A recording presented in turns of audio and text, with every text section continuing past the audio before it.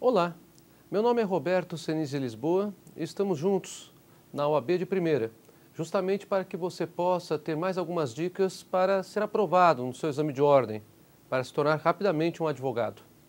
E um advogado bem-sucedido, espero. Bem, nós vamos falar algumas coisas sobre o direito civil, sobre aquilo que vem sendo apontado nos últimos exames de ordem, que tem maior relevância, para que você possa preparar devidamente.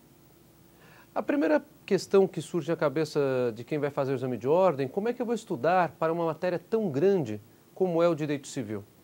Realmente o direito civil é a matéria mais extensa dos cursos de direito.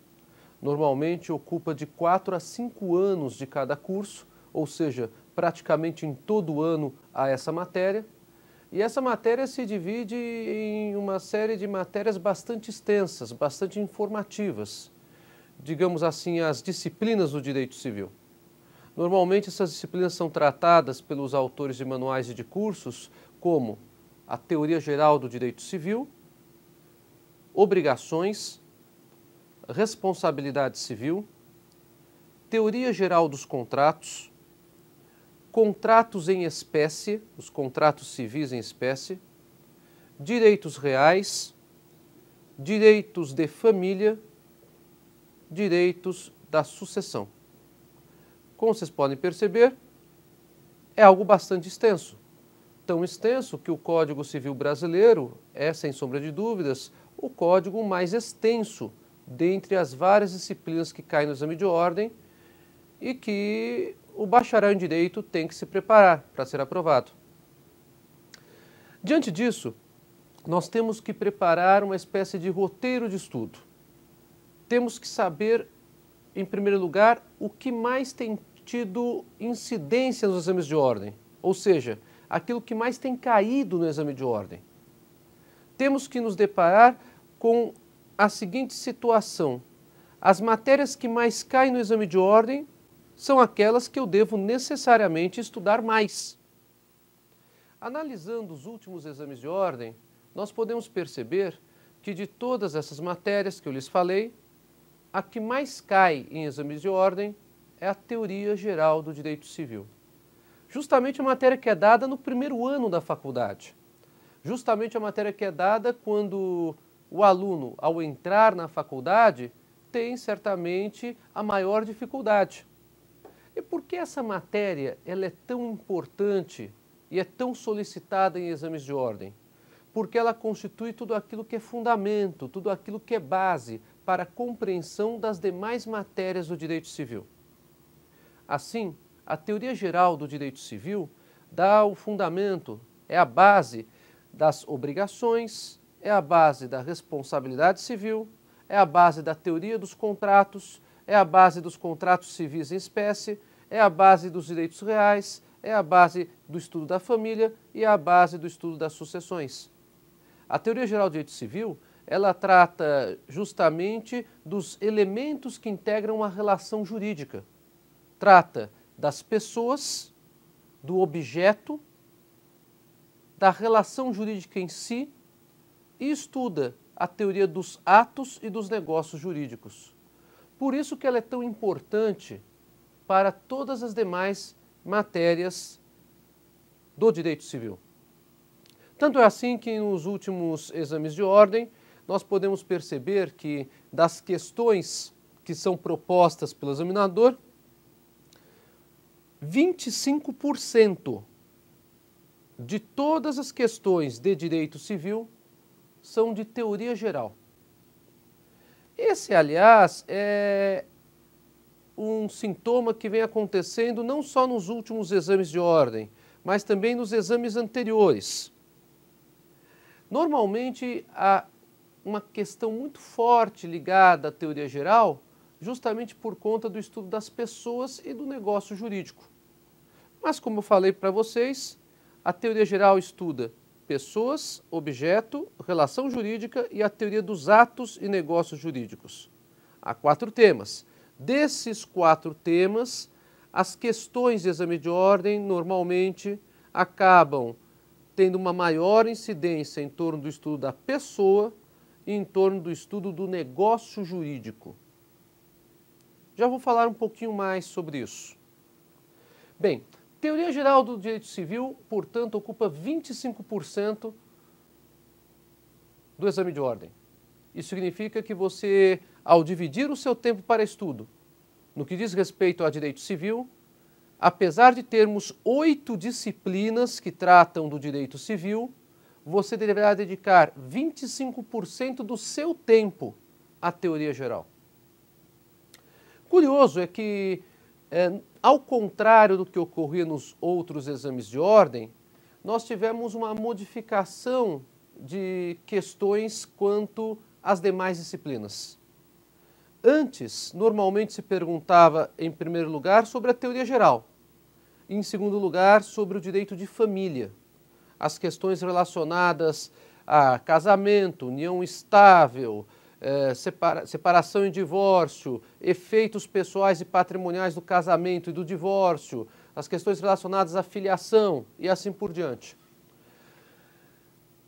De 4, 5 exames de ordem para cá, nós podemos perceber que há uma tendência muito maior para se perguntar sobre contratos civis em espécie do que sobre família. Tanto é assim que nos últimos exames de ordem nós pudemos constatar que das 8 disciplinas, 25% se dedicava às questões à teoria geral do direito civil e quase 22% a questões sobre contratos civis em espécie.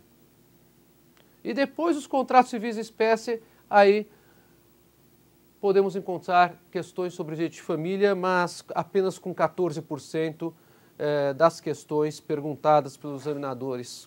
Isso se deve a uma série de fatores. Um dos fatores é que a instituição que elabora as questões do exame de ordem é uma instituição que é ligada à GV, e a GV ela tem um curso de graduação mais focado, sem sombra de dúvidas, no direito contratual civil e no direito contratual empresarial, especialmente o direito contratual empresarial.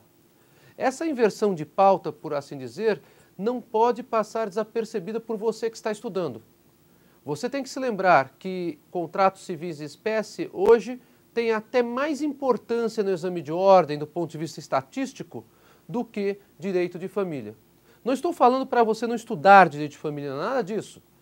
Mas preste atenção, se você tem 8 disciplinas de direito civil e você tem que dedicar o seu tempo para o estudo dessas disciplinas, lembre-se que aquela que mais cai, 1/4 do tempo tem que ser despendido para a teoria geral e logo em seguida para contratos civis de espécie. Os percentuais que nós temos são os seguintes relativamente aos últimos exames de ordem. Teoria geral do direito civil, 25% das questões propostas pelos examinadores. Em segundo lugar, contratos civis em espécie, com 21,42%. Em terceiro lugar, direito de família, 14,28%. Em quarto lugar, direitos reais, o estudo da posse e da propriedade, com 10,71%. E as demais matérias, obrigações, responsabilidade civil, teoria geral dos contratos e sucessões, com míseros 7%. Isso significa que há sim um interesse do examinador para que o candidato ao exame de ordem tenha uma maior atenção pela teoria geral e pelos contratos civis em espécie, e logo em seguida pelas questões de família.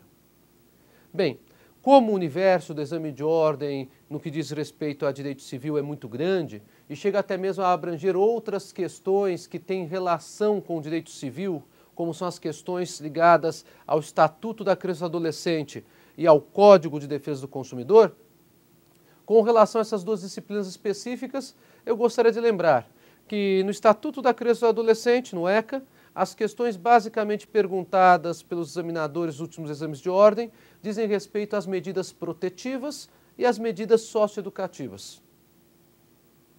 Uma ou outra questão tratam de adoção. E por fim, com relação ao Código de Defesa do Consumidor, a grande maioria das questões tratam de responsabilidade civil.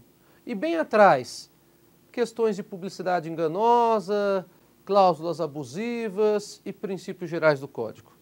Então, a grande maioria das questões do Código de Defesa do Consumidor trabalham com responsabilidade civil. Esse foco é bastante interessante porque nos dá um panorama geral daquilo que o Estatuto, o exame de ordem exige do candidato. E, então, eu gostaria de dar algumas ideias que considero bastante importantes de uma dessas matérias, de um desses temas. E como eu falei para você há pouco, não poderia passar desapercebido que o tema mais procurado nos exames de ordem é o da teoria geral do direito civil. E para isso, eu me utilizarei então desses breves minutos para trazer os pontos mais cruciais da teoria geral do direito civil que têm sido solicitados em exame de ordem. Eu me utilizo de um livro que é de minha autoria, que faz parte do meu curso de Direito Civil, que está na 8ª edição, que é este livro aqui, A Teoria Geral do Direito Civil, da editora Saraiva, volume 1. Tem a mãozinha de um bebê na capa. Por que é importante termos método para passar em exame de ordem? Porque se tivermos método, a probabilidade será muito maior. Exame de ordem, como qualquer outro concurso, exige 50% de estudo e 50% de tranquilidade. Se você tiver tranquilidade e tiver estudado com método, de acordo com as regras do jogo, a chance que você terá de passar será infinitamente maior. E o exame de ordem não existe aquela dificuldade quanto ao número de vagas. No exame de ordem, basta que você atinja a média para obter a aprovação. Então, se você tiver tranquilidade e estudo com método, você passará no exame de ordem.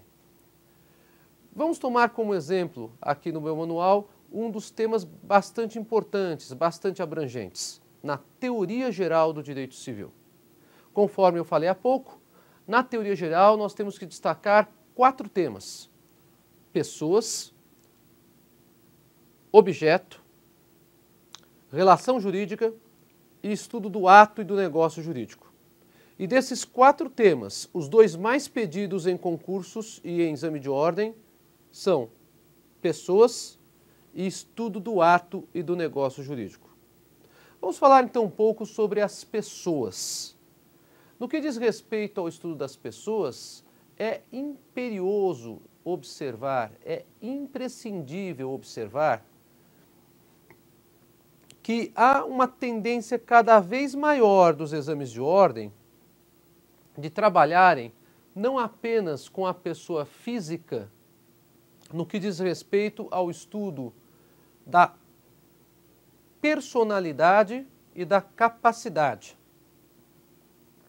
mas também o estudo da pessoa física no que diz respeito aos chamados direitos da personalidade.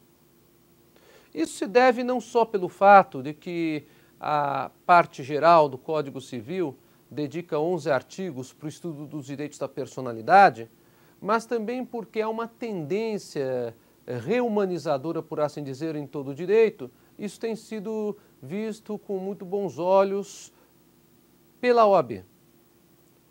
Trabalhar-se então com pessoa física não significa mais apenas atuar, estudar sobre personalidade e capacidade, mas também proceder ao estudo dos direitos da personalidade.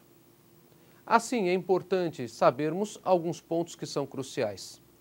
Vamos dar uma noção disso para você que está nos ouvindo. Vou dar um exemplo de um capítulo do meu livro, capítulo 14, Direitos da Personalidade. Como eu falei, nós temos que ter um método de estudo. Meu curso de Direito Civil, ele propõe um método de estudo que serve muito bem para o exame de OAB. Em primeiro lugar, porque não tem transcrição de nada. Tem apenas aquilo que o autor coloca no livro. Em segundo lugar, porque também não tem nota de rodapé, o que facilita demais o estudo. Assim, qual é a metodologia que eu gostaria de lhe aconselhar? A metodologia do manual. O capítulo 14 começa com referência legislativa. Qual é a primeira coisa que você deve fazer, você que está estudando para o exame de ordem? Capítulo 14, Direitos à Personalidade, referência legislativa. Você vai, em primeiro lugar, pegar a lei e ler os artigos da lei que estão mencionados na referência legislativa. Por que é importante ler a lei? Porque a lei é a base de tudo no que diz respeito a questões, inclusive de exame de ordem. Em nosso direito, a lei é a forma máxima de expressão, é a maior forma de expressão do direito. Então é imprescindível a leitura da lei. Nesse capítulo específico, Direitos da Personalidade, eu remeto o leitor também para ler o artigo 5º da Constituição, que, muito embora trate de direitos fundamentais, contempla inúmeros direitos da personalidade em sua relação. Ler a lei é o primeiro passo para passar em concurso. É o primeiro passo para passar em exame de ordem. Ah, Senise, eu não entendi o que estou lendo na lei. Não tem problema, se não entendeu, lê de novo, até você ter uma noção do que a lei está tratando. Se você tiver alguma dificuldade, pegue um texto e comece a grifar as palavras mais importantes do artigo.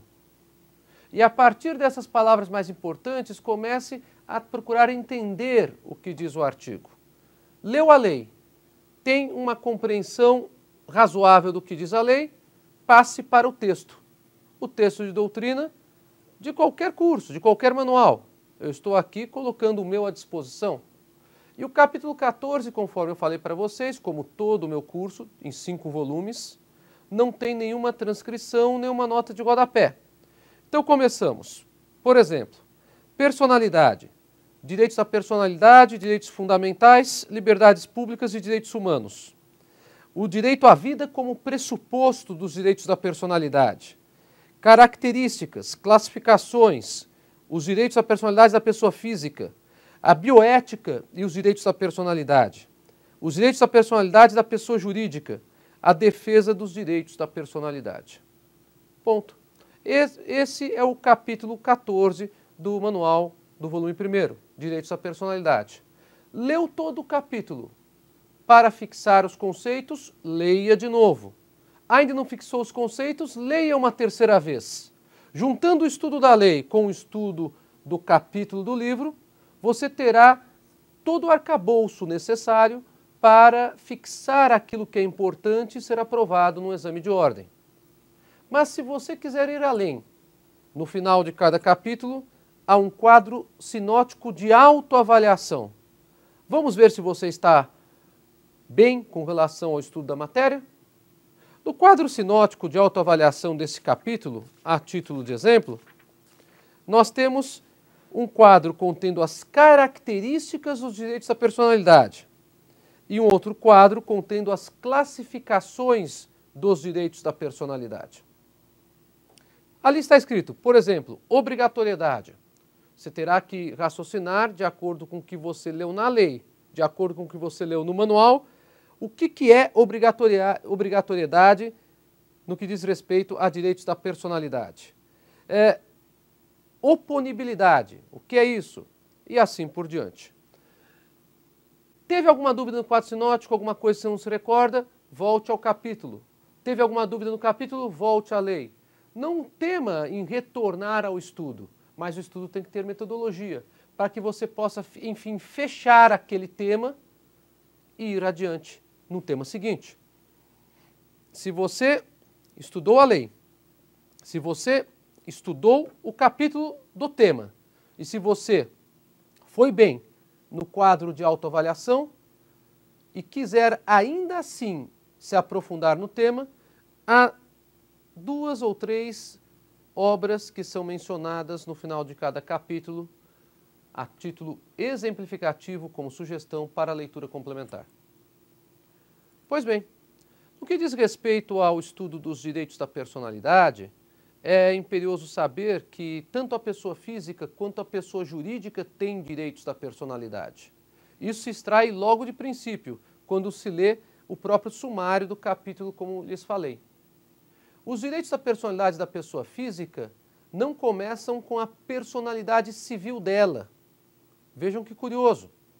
O artigo 2º do Código Civil fala que a personalidade se inicia do nascimento com vida. Esta é a personalidade civil. A personalidade portanto, de que trata o Código Civil, é uma personalidade que se baseia numa teoria de papéis sociais, num personalismo formal quanto ao marco, quanto ao início da personalidade. Se a pessoa nasceu com vida, de acordo com o artigo 2º do Código Civil Brasileiro, ela será considerada pessoa, do ponto de vista jurídico. Aquele que ainda não nasceu, mas está em desenvolvimento para nascer, o chamado nascituro, não tem personalidade formal. Por isso o artigo 2º do Código Civil fala que a personalidade se inicia do nascimento com vida. E aí continua o artigo 2º, mas a lei põe a salvo, isto é, mas a lei protege, desde a concepção, os direitos do nascituro.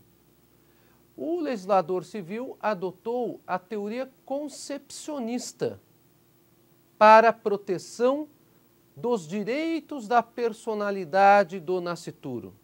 Isso significa que, muito embora o nascituro não tenha personalidade formal, ele tem direitos da personalidade que são protegidos desde a sua concepção. Por isso que se fala que os direitos da personalidade são direitos inerentes à pessoa.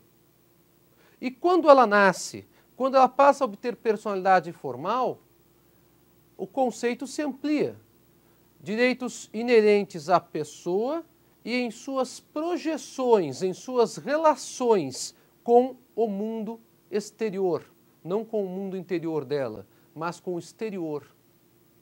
Essas projeções de relacionamento das pessoas acompanham as pessoas como titulares de direitos da personalidade durante toda a vida. Por isso se fala que os direitos da personalidade são direitos perpétuos ou vitalícios, duram enquanto a pessoa existir. Assim, o nascituro não tem personalidade formal, mas já é titular de direitos da personalidade, porque a lei põe a salvo, desde a concepção, os seus direitos. Ele nasceu com vida, passou a obter a personalidade formal. Obtida a personalidade formal, ele continua como titular de direitos da personalidade e aquelas contemplações que ele obteve a título patrimonial poderão finalmente se concretizar, porque ele nasceu com vida. Durante toda a existência da pessoa, durante a infância, durante a adolescência, durante a juventude, durante a fase adulta, durante a velhice, até a morte, essa pessoa continua titular de direitos da personalidade. Por isso que se fala que esses direitos são perpétuos ou vitalícios. Mas há um outro detalhe. A ideia de vitaliciedade para o estudo dos direitos da personalidade, de acordo com alguns direitos da personalidade, ultrapassa a própria vida, atingindo aquilo que se fala de proteção da memória da pessoa. Fala-se então numa proteção pós-mortem. Os direitos da personalidade são, via de regra, direitos vitalícios ou perpétuos. Mas alguns desses direitos subsistem mesmo com a morte do titular. Assim, por exemplo, o direito ao cadáver e as partes separadas do cadáver, cuja proteção se dá não apenas por razões de ordem familiar e religiosa, mas também por razões de proteção da memória da pessoa. Também há direitos que ultrapassam a própria vida da pessoa.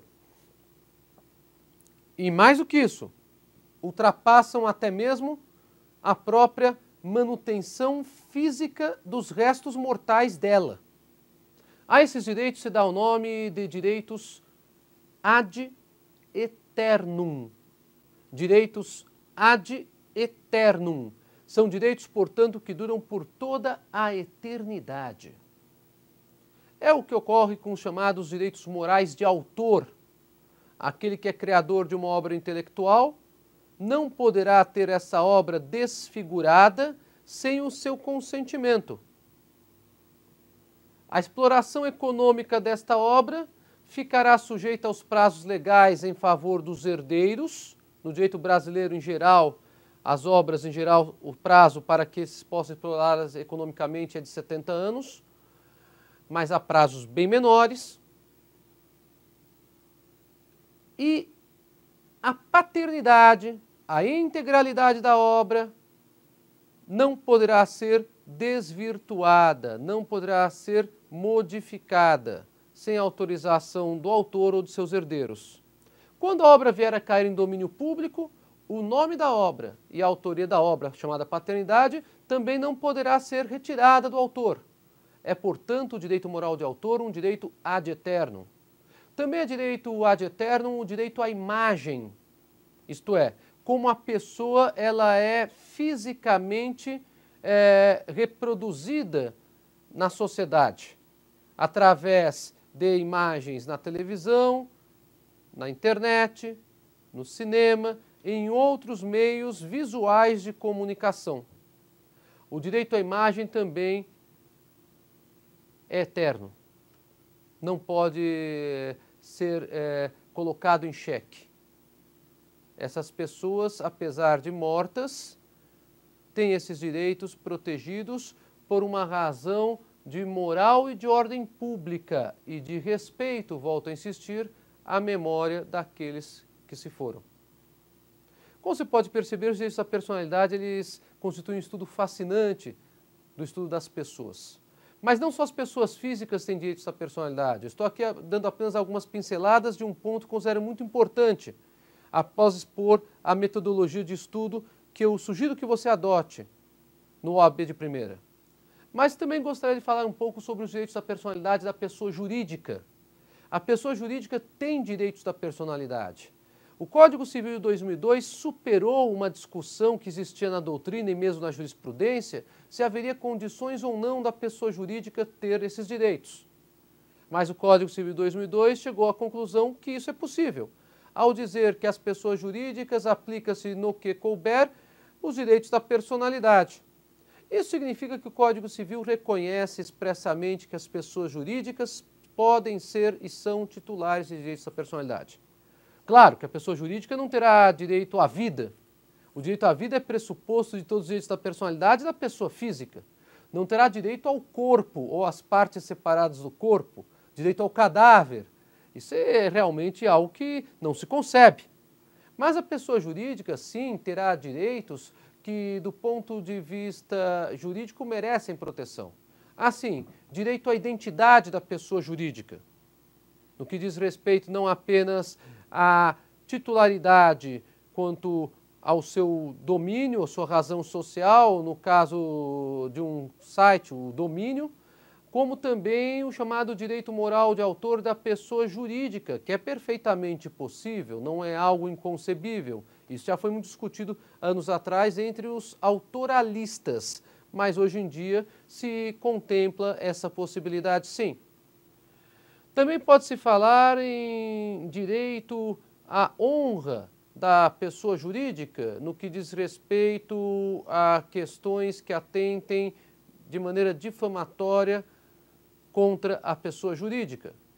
É possível se falar também em direito à liberdade da pessoa jurídica, fruto, aliás, de um princípio constitucional, que é o princípio da livre iniciativa, previsto no artigo 170 de nossa Constituição e também no artigo 5º, ao se tratar da ordem econômica e dos direitos fundamentais. Então, a pessoa jurídica também pode ser titular de direitos da personalidade.